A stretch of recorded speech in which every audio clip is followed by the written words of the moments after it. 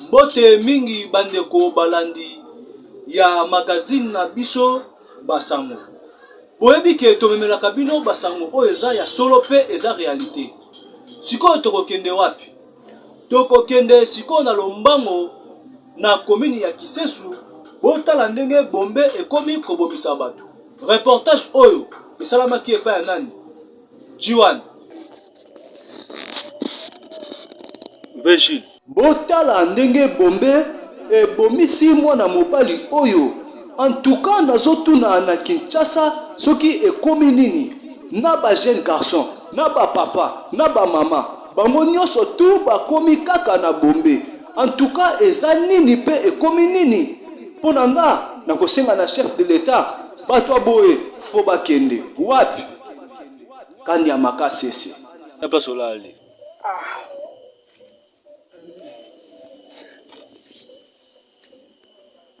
Bandeko balandi bino moko bouti kotala lolenge nini bombe ekomi kobomisa bato.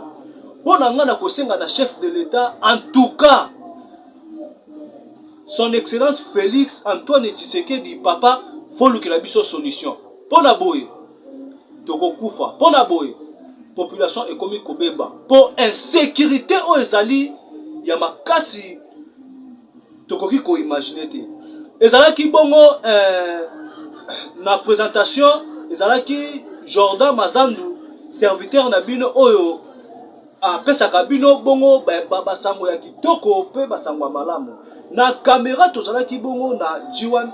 Tomonani prochainement bosabone na chaîne na bino oyo ya YouTube. Tokomanda komela bino basango pe botia ba commentaire pona magazine oyo ya Basango. Ekeyo